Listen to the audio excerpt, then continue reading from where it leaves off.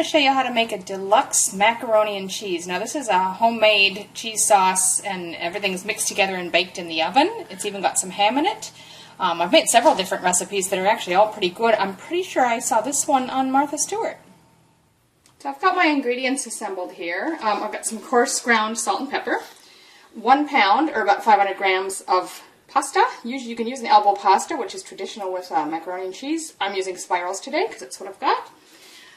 4 tablespoons or a 1/4 cup of butter, 1 small onion that's been diced small, a 1/4 cup of flour, just all-purpose flour, 4 cups of milk, 1/8 teaspoon of cayenne pepper. Now that's optional. If you don't want it, you can leave it out. 1 1/4 cups shredded yellow cheddar or tasty cheese, and then another 1 1/4 cups of a white cheddar, or in this case I'm using a stronger, like a vintage, so it would be more sharp, a strong and bitey cheese. I don't have shreds in that, but that's alright because it's pretty melted in. About 225 grams of ham, that's about 8 ounces. If you've got slabs of ham that's diced into bite-sized pieces, that's perfect. Shredded is what I had on hand, so I'm going to use that.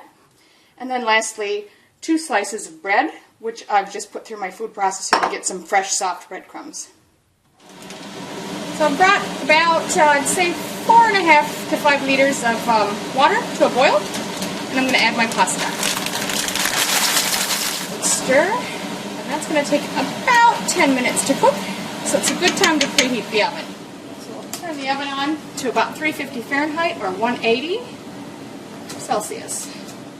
Okay, so the pasta's done. I'm just going to drain that.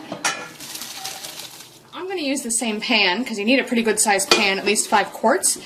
So I'm just going to put that same pan back on a medium heat now. We'll start with our 1/4 cup of butter. That's nearly melted, so I'm going to add the onions.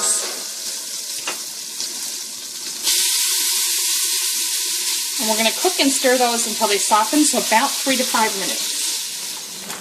I cut my onion really small dice, so really 3 minutes seems just about enough for me.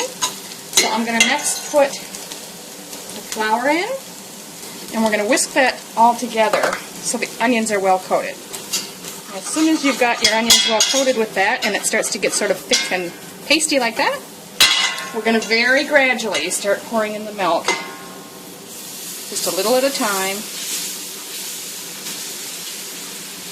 and stirring it in. So I've got all of the milk added now, and you just want to sort of keep whisking. It doesn't have to be constant, but pretty often. You don't want it sticking to the bottom. And you can see it's still very thin like milk right now. In about 6 to 8 minutes of stirring like this, it'll thicken up to a nice really thick sauce. That's what we're after. So this has been about 8 minutes. I've taken it off the heat. It's thickened a bit. And you can see you get a nice coating on the back of your spoon. It's about thick enough.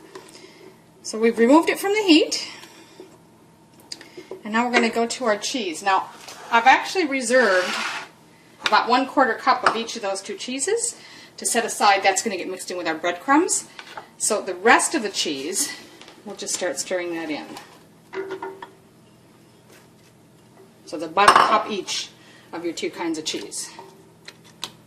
And you're just going to want to keep stirring until that melts in nicely. It's just about done. There's a little bit here in there. Just keep stirring to melt it all in nicely. And we're going to add, that's our 1/8 teaspoon of cayenne if you choose to use it, 1 teaspoon of salt, and a 1/4 teaspoon of ground black pepper. Just add those in there. So we'll add the pasta, stir that through. Okay, so we've got the pasta stirred in well, and next will be the ham. Fold that through.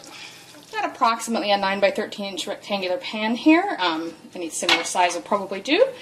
I've lightly sprayed it with non-stick spray just in case. So I'm ready to add all of this into the pan. And then just spread it out as evenly as you can. It's pretty full. We'll make it. Now you could also choose to do this in several smaller dishes if you prefer, but you'd want to adjust your baking time. This is going to take a half an hour once I get it finished. Smaller containers, probably only 15-20 minutes. Now the last step is the breadcrumbs and the reserved cheese. Now we could have put these together in a food processor and shred them, mix them together, but since I've got my breadcrumbs already done, I'm just going to mix the cheese in.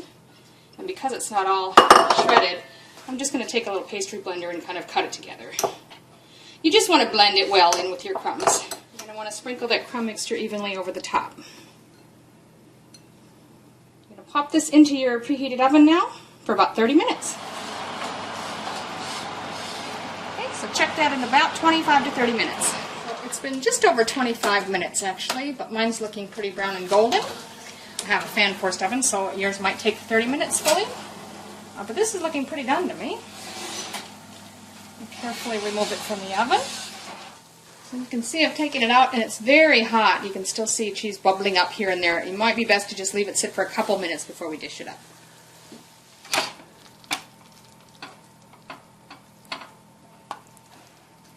Look at that, looks really good. Enjoy.